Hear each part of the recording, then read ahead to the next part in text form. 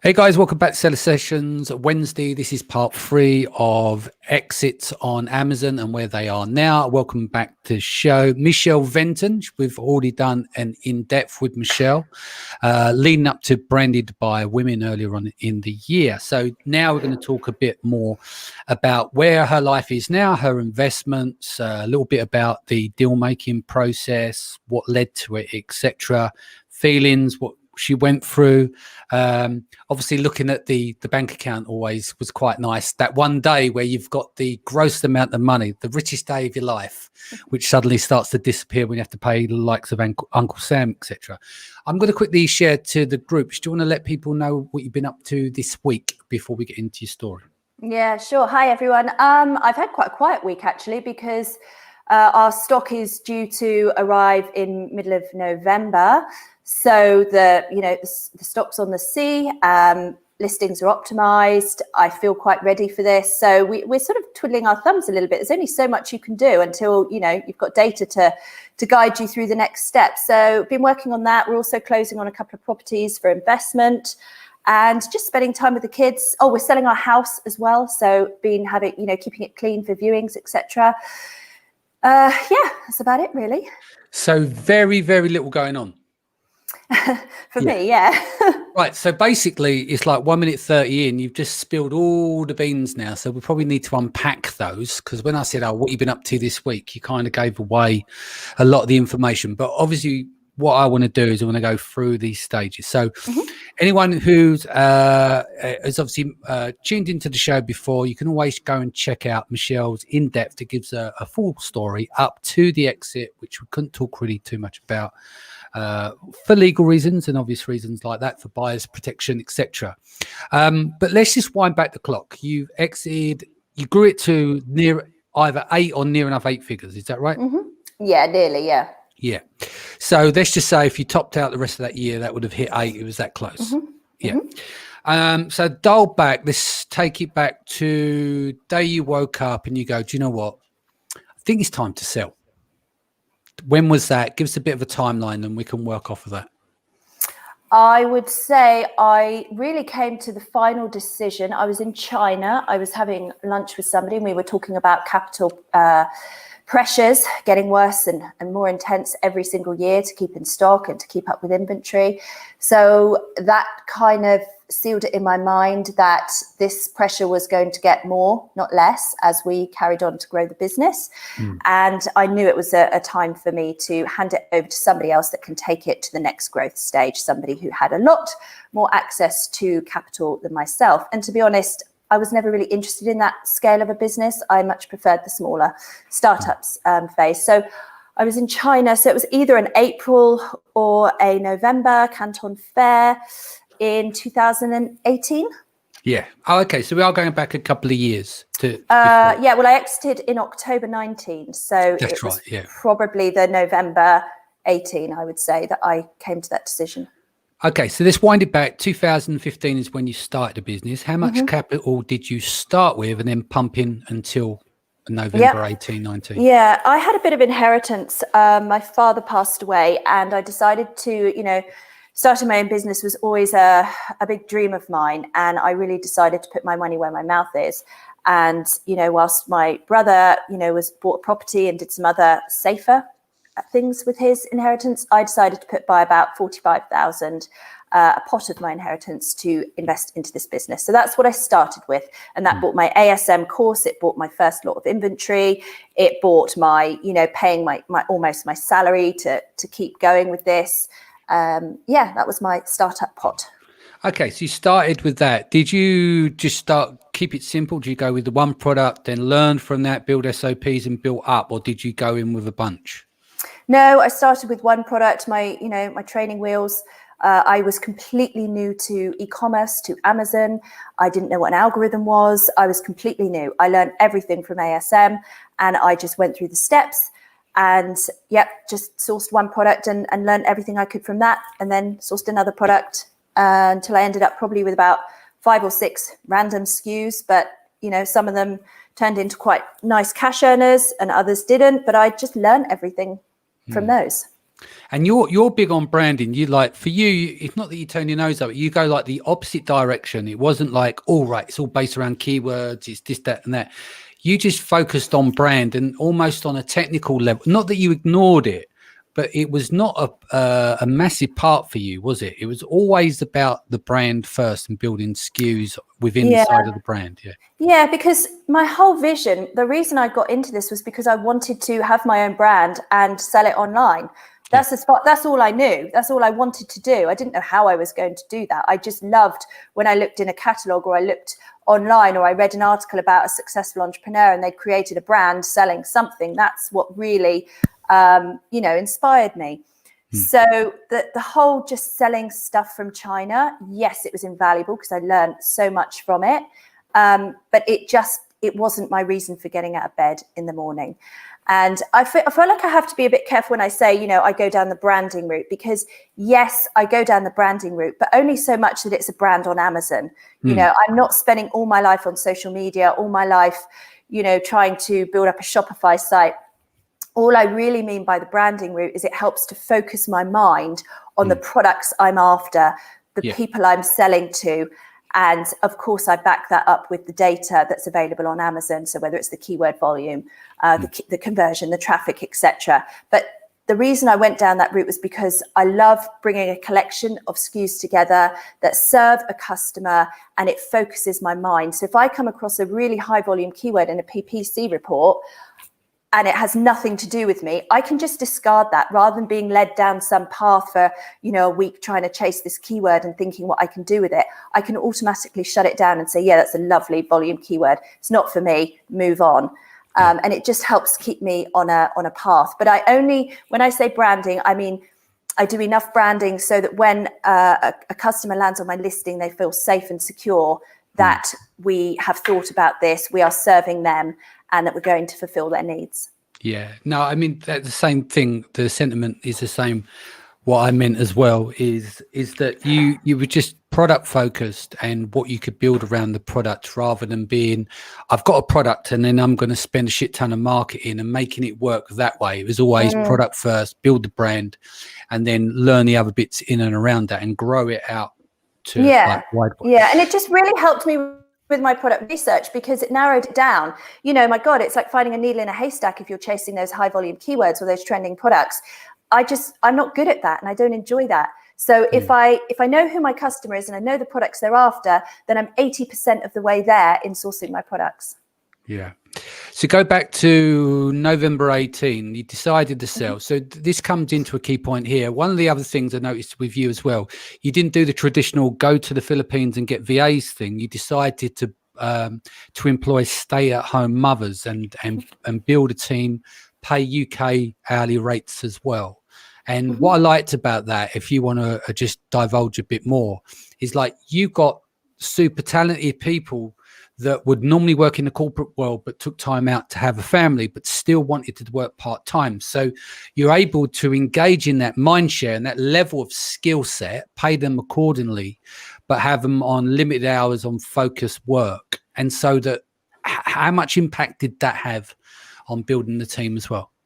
Oh, hugely. I mean, for 3 years, it was just me with all the different hats on, scrambling around, as everybody knows, trying to, be a marketing manager, be a logistics manager, be an HR manager, be an e-commerce manager, trying to do everything. And I just knew when we started to get traction on the business and we started growing, I needed to build a team. And of course, I went down the Filipino route at first. And, we had VAs from the Philippines, we had VAs from Ukraine, etc. But it actually caused me more stress than not because I come from a corporate background. I'm used to having team meetings. I'm used to speaking to our team members. And I just knew there was so much talent out there and so much skill from mums who, like you say, had taken time out to have their families. But they were hugely talented, hugely skillful. They were just desperate for a job that had flexible hours and that they could do from home while raising their family. So I just tapped into that. And I thought I would much rather pay more and get quality work and get a team member I can rely on who can help me scale this business rather than just your typical contractor or freelancer who just, will do their 3 hours, log off and send you their invoice in. This was very much, I needed that support system around me. And I had a lot of success by tapping into those mums. Yeah. All right. Just going to say some hellos and we'll move on. Anna says, hi, Danny McMillan and Michelle. Anna follows up with, so humble and open as usual. Thank you, Michelle. Was lucky to meet you in Las Vegas last year. 64 Marty says, hi, a question. What are some of the typical recent buy valuation metrics? Marty, we'll go into that a bit later as we develop the story, but we're going to be covering those and some of the multiples based off net profitability. Thank you. So we'll come back to you there. Cybe is back. Hey guys, happy Wednesday from a very soggy Somerset. Q4 starting tomorrow. Here we go. Yeah, it's going to be fucking tough this year, but it's probably going to be the best Q4 ever recorded. Tiff says, good morning, beautiful people. Kata says, love the smarty pants lady, so inspirational. And Facebook user says, love Michele Venton. So you're not shy of a few fans out there. Let's put it that way. So let's go back to, where were we? We're going to talk about, so the key thing for you is you built from home. Your mum, you have your mum with you. She has Alzheimer's. Is that right? Yeah. Yep. So for you, it was like for you and Dan, you wanted to build something from home and keep that spirit. You had the mums from home working with you. It's not easy going from 7 to 8 or near enough 8. I mean, you close that financial year. I mean, I'm sure the brand's still flying now and doing even better. But what was it that the main thing for you was really was it getting scary on the inventory side in terms of how much capital you need to keep pumping in, and you couldn't see for you personally, why do I want to keep, it's like running a corporation once you get to 8 figures, where because the teams have to change, right? New structures go in place. And what was it you were worried about losing the vibe as well from the team that you had, knowing that you'd have to break down and rebuild, or what?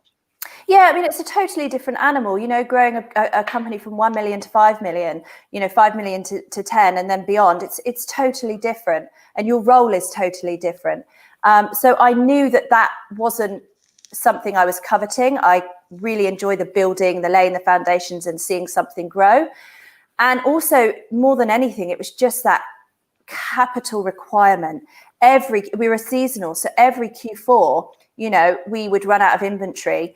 And we'd have to start planning our next Q4, in the spring, the following year. And then I'd know the final figure of what I would need capital-wise to fund next year's inventory, because we had more SKUs. And, as you know, the sales just keep going up. And so every summer I'd be sat there scratching my head thinking, right, this is wonderful. The forecasts look amazing.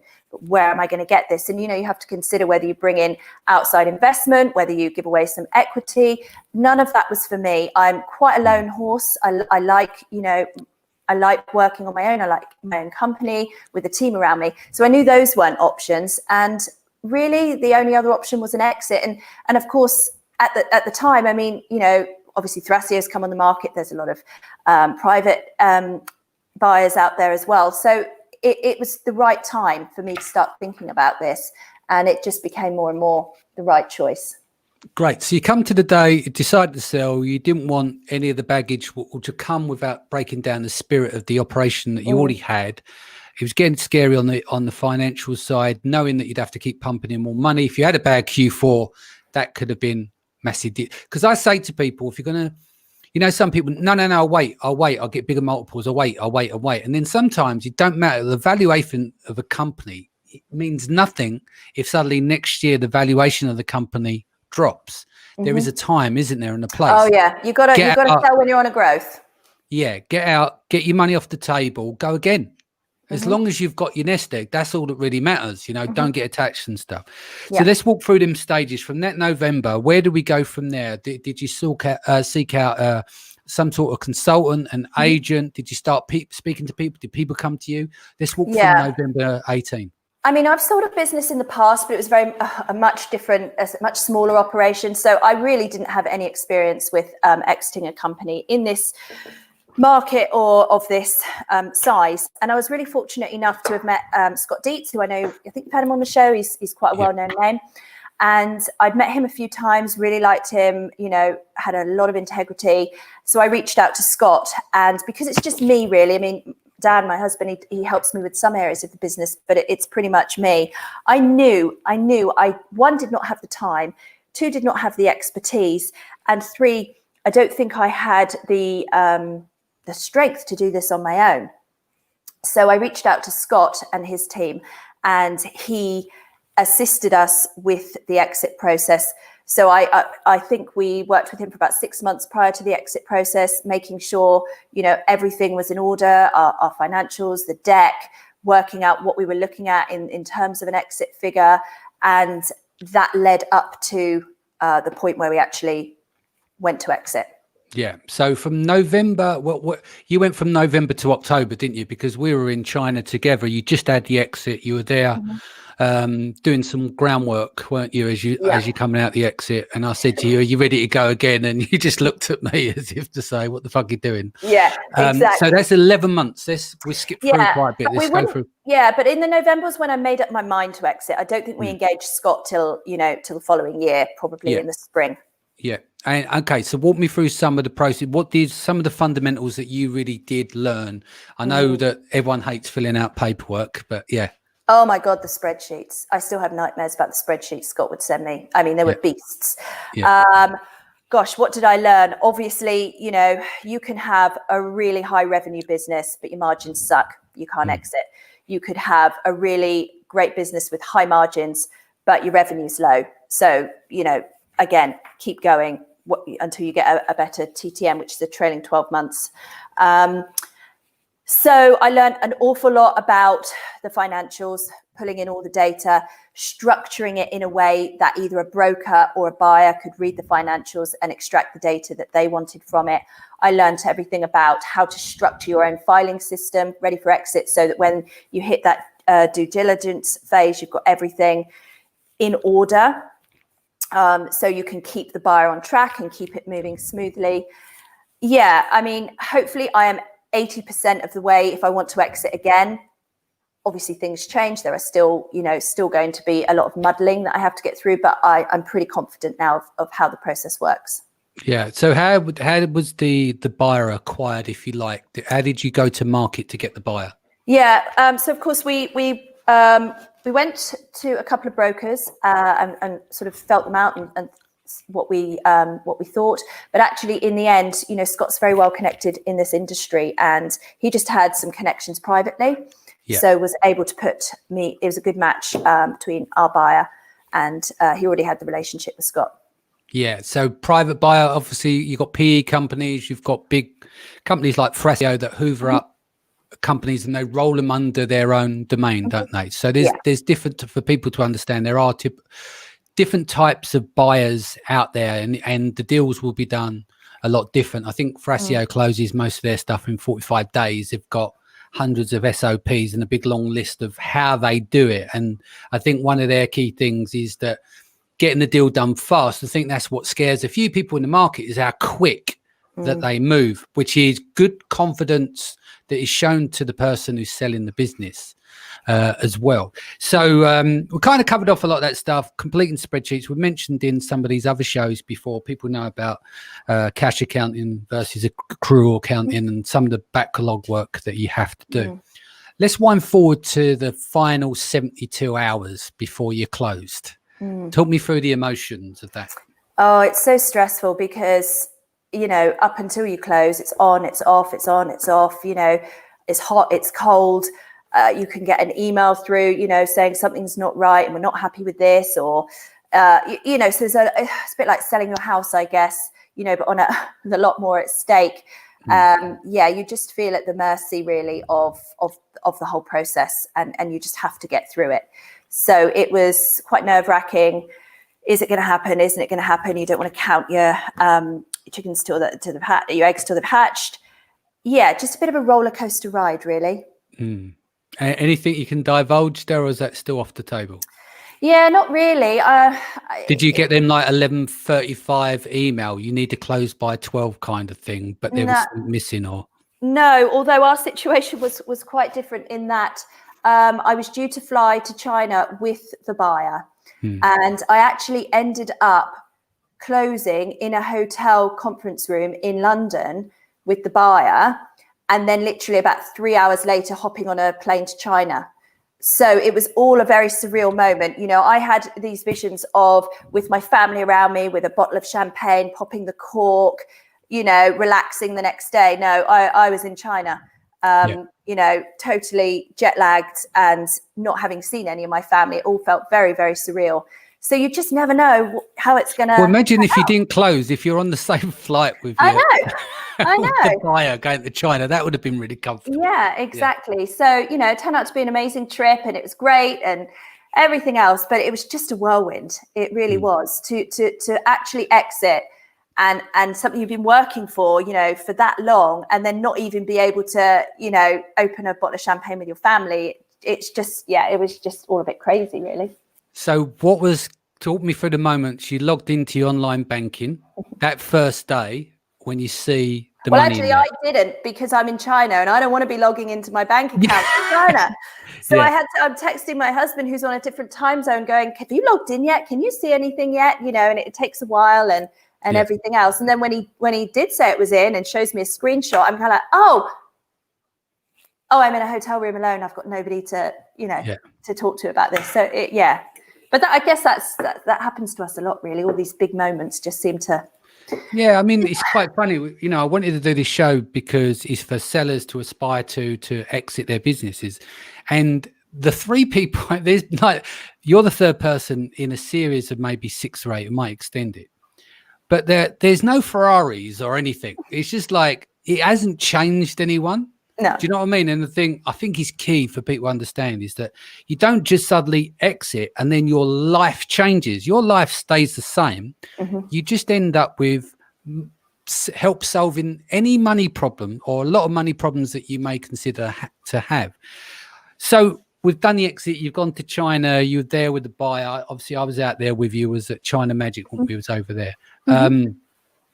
I still can't get over my experience with China. Oh, you're a shocker. I didn't know that. That's for another podcast. Somebody needs to interview you about that. Oh, do you know what I've done? I haven't had the balls to put it out yet, but I actually recorded a series of screw-ups we went through on that China trip. I have to go through my voice clips, and I thought, you know what? I just sound like a miserable sod. Put that out. It's like, I should be grateful that I've been going to China. I'm speaking at all these events. You're around great people, and there's me pissing, moaning about a phone. So I didn't think it was relevant at the time. But back to you. This is your story. Okay. So you get back from China. Did you and Dan celebrate or? No, because we get back. I'm jet lagged. Kids need to get back into the mum zone and unpack, and life just hits you again. So, do you know, I don't think we have ever actually marked the occasion with a particular event or a celebration, because life just carries on. That's not to say it wasn't life-changing. It's not to say we aren't extremely happy and proud, and, you know, my God, I don't want to downplay it. It's amazing, but we just haven't stopped to actually mark it. Yeah. And so that we'll get into the investments and bits and pieces in a bit, but you've gone again. Yeah. You're up, not fully up and running yet, but from last year, from the exit, it took you a few months. You were pottering about, right? Because I remember from our conversation, I won't share them, but the general gist was, you know, would it go back in? Don't know. Let's enjoy a bit of time and take your time off. So where you are, you got a new brand underway.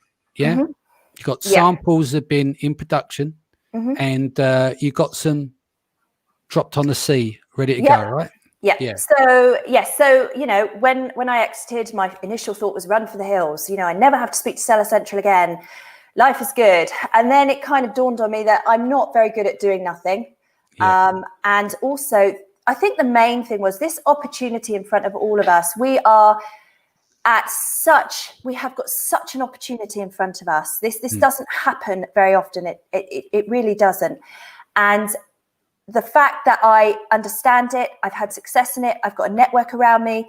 My children are watching my every move. They really are, because they're so inspired with everything. I just thought, I really can't turn my back on this again. I don't have enough of a reason not to. So I did decide to do it again. Obviously, the financial pressure was off. It's not like it was the first time round. But it's been obviously it's been 2020. So, of course, we exited. We had the transition with the buyer, we had Chinese New Year, we had COVID. So everything has been on a go slow, but actually that's fine for me this year. I'm quite happy to go a bit slower. So it's taken me an awful long time to get set up. And also I just want to say, for anyone that is opening up a new Seller Central account, it's oh my God. It's like, I mean, you've got me on here as somebody verification hell. Do you want to tell people God. about verification hell? Yeah. It's like a vetting thing. If you can get through that opening up a Seller Central account, then you're okay. You're going to survive in this industry, because I think it weeds out all those people that just are not cut out for this, because it is so, oh my God, it's just an awful process. I think it took me something like 4 months, from somebody who's experienced, because our names were tied to other accounts and all sorts. So so fair play. If you've got as far as opening up a Seller Central account, then you have done really well. So what we're doing different this time around? I mean, you had a good crack at it, taking it to just shy of 8 figures, right? Yeah. You focused on brands. What are you going to do this time? Is there stuff like, I know I don't have to create X legacy and stuff before. You've already mentioned that you can get together 80% of the sale process again if you decide to sell, and you'll restructure so it's availability for sale if you do wish to choose so. But give me 2 or 3 things that you're going to do this time round, which was different from last time round. Well, I can be a lot more proactive this time. Last time I was very reactive because obviously I was learning. Every day I was learning. So I always felt like I was trying to catch up. And obviously everything was changing. I mean, gosh, I can't remember what year it was, the review change and at the updates with the TOS, everything was changing.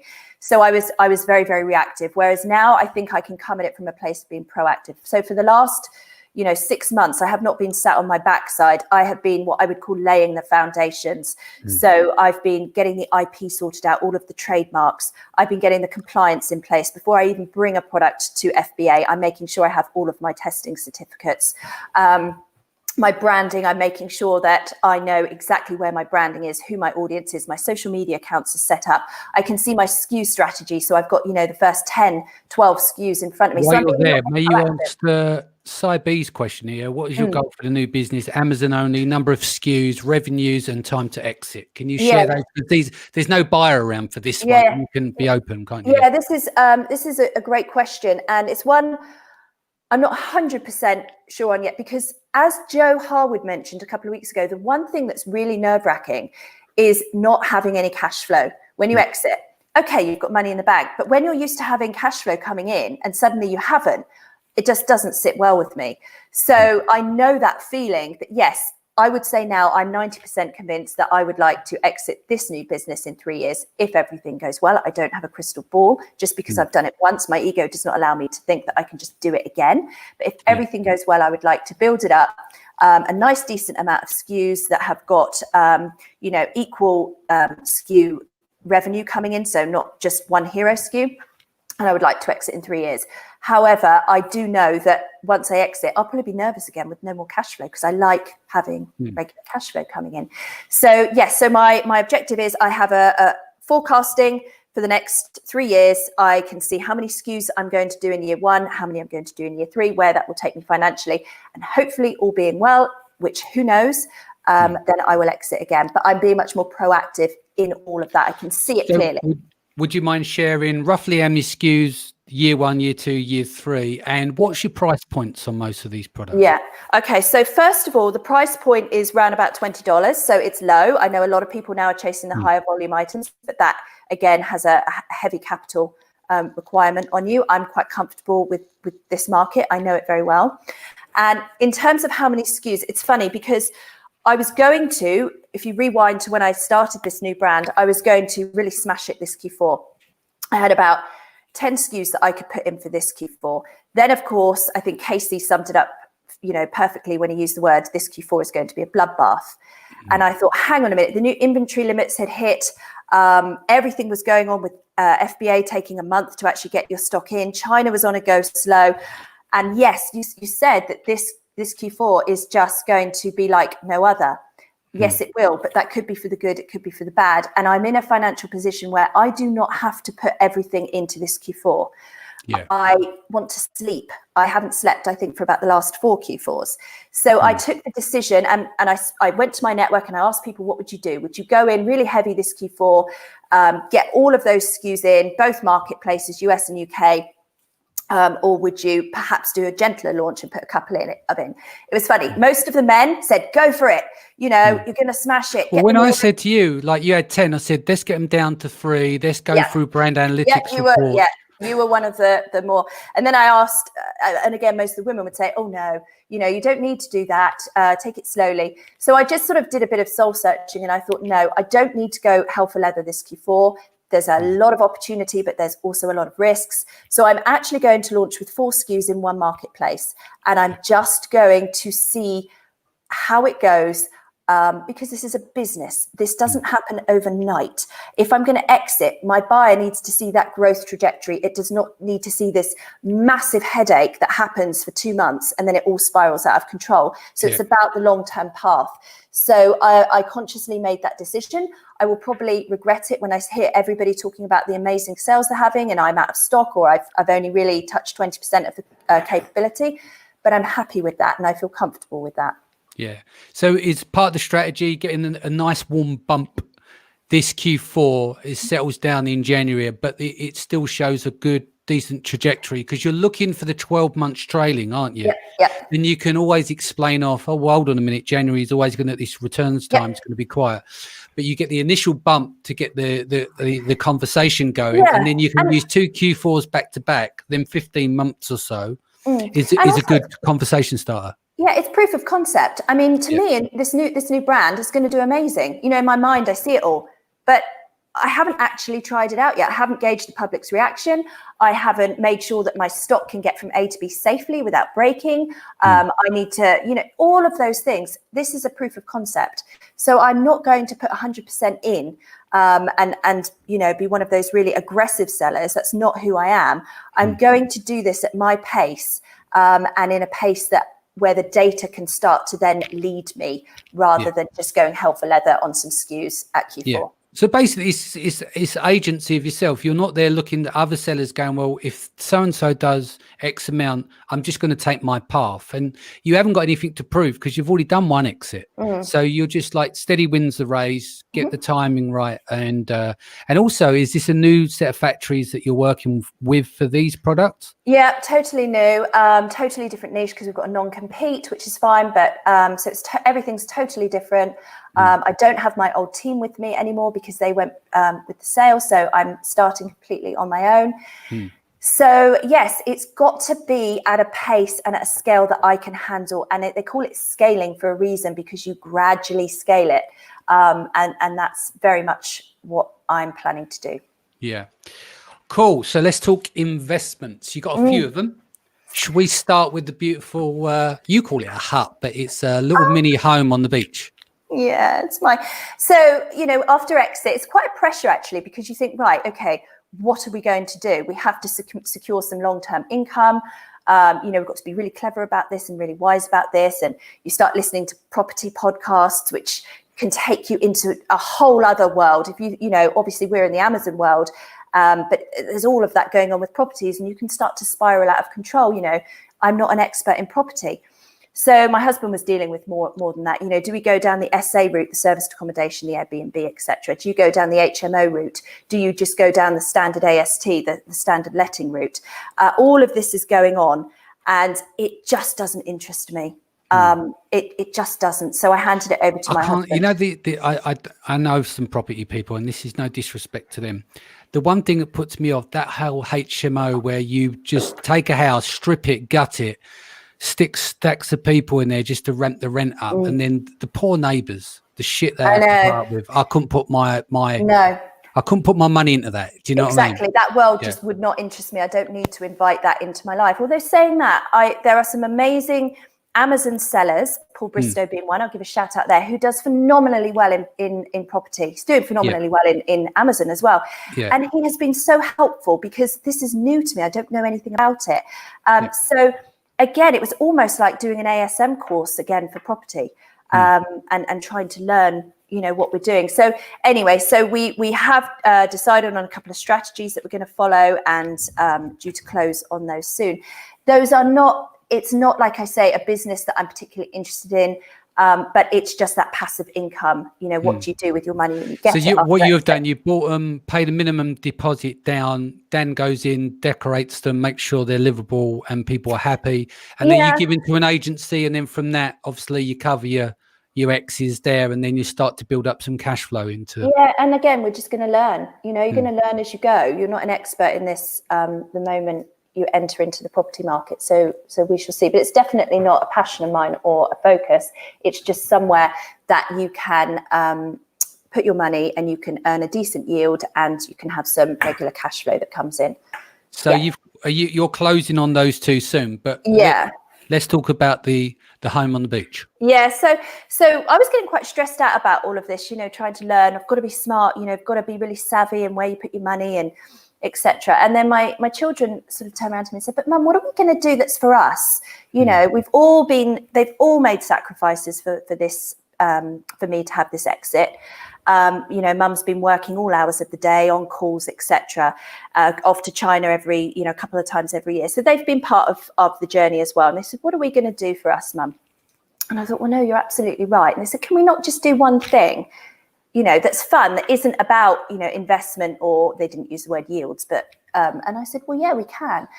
And of course, we live near the beach. We're a very beachy family, and it's where I would go if I needed to escape. I just adore the beach. And where we live, there are some little beach houses. You've been down, you've stayed in it. They're extortionate amounts of money. But I always used to say, you have these conversations when you walk past one, would you buy one if you could? And what one would you get? And what color would you paint it? And I always said that if I had money in the bank, then I'd buy one. It's kind of that, you're left inheritance and you don't know what to do with it. I said I'd buy one. So, we decided that, okay, we're going to be a little bit frivolous, a little bit extravagant.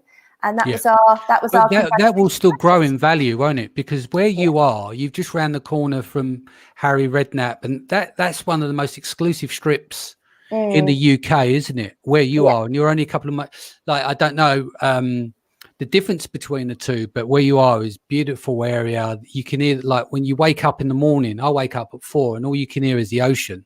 It's incredible. You get up and you can watch the sunrise. Yeah, you're not paying money for mod cons. You're paying money to have 10 steps in front of you and you're in the sea, and you're paying for like that tranquility that you described there. So that makes it all worth it. And I'm so pleased they persuaded me to do that. But the thing is, when you say frivolous, that's not like buying a sports car, driving it off and then losing 12% or something. This is an investment as well, because if you do decide to sell in the future, it's only going to increase in value, especially where it is. And you speak to the other families that have the places alongside us, and it's generational. The grandkids have grown up there, and then the grandkids have ended up marrying people that lived in the hut just a few down, and then now their children are coming. So there's a lot of happy memories hopefully to be built there. Yeah. That sounds good. So where does the future lie now? You've got these 2 properties. We know that you're going again with Amazon. Is there anything else you want to conquer, if you like? Is there stuff you want to, now that you've got a bit of money in the bank, is there something that you want to do? No, I think I just want to keep going. Not like in terms of chasing money or chasing success. I just enjoy building something, and I enjoy seeing my own success in that. And like I say, I haven't got the ego that says, I've done it once, I'll do it again, and it was easy, because that's not true. I don't know. I feel like I understand it. I've got the foundations, I've got the experience, and I'm going to give it my best go to do it again. And just to, I think as well, the other biggest thing is, like I said, my kids are watching, and their generation is going to be so different from ours, and they need to see success stories. They need to see that life isn't about 9 to 5 corporate life. They need to see that you don't have to follow the career advice given to you at school. And I'm living and breathing that, and they're watching me very closely. And I just can't put a price on that. One piece of advice you'd give to Amazon sellers planning on selling their business?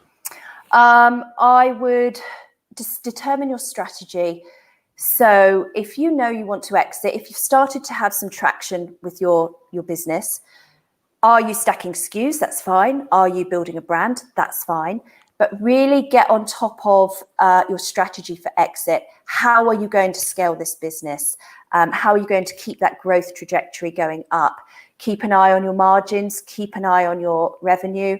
and your TTM. So start to get your house in order, really. There's no point in thinking, oh, I've done, you know, I'm nearly at 5 million, or I'm, you know, 7 million. If your margins are below 10%, or, you know, or let's say you've got really good margins, so like 30%, it's amazing, but your revenue is, you know, is really low. Well, that's fine. Just keep scaling up until your revenue keeps growing. With those margins, you'll have a wonderful multiple at the end of it. So just start to determine your strategy, what you're doing and where you're going and what fits in with you, because there's so many different ways you can tackle this business, and it's very easy to get lost in the noise around you and get confused and start going down rabbit holes. So just really, you know, cement what path you're on and then stick with it. And yeah. Cool. And if people want to reach out to you, I have questions and stuff, what's the best way they can reach you? Probably, I'm not really on any much social media or anything, but probably Facebook. You can find me quite easily on Facebook, just Michele Venton, and send me a PM is probably the easiest way. Actually, funnily enough, somebody reached out to me last week, and it turns out he lives around the corner. Nobody who's in Amazon really lives that local to me. So I met him for coffee yesterday or the day before, and it was brilliant. He's, you know, he's new. He's just started to have some success. And I loved it, because I don't pitch myself as a mentor or as, you know, anything like that, but I'm always happy to just give a little bit of help or advice or a sounding board if I can. That's great. Guys, thank you for joining us today. If you haven't voted already, go to sellerpole.com, brought to you by Frasio. The closing day is the 28th of next month. We're coming into, it's Q4 starting tomorrow. I think it said Cy earlier on. Also, if you haven't done so already, check out our free best and worst keyword tool to optimize your search term reports in a fraction of the time. Visit databrill.com/tool. If you have any questions on the tool, feel free to drop me an email, danny@databrill.com. Tomorrow, we're going to do an in-depth, and we have Destiny Wishon joining us. Take care of your family, take care of yourself, and I'll be back here tomorrow, 4 p.m. BST.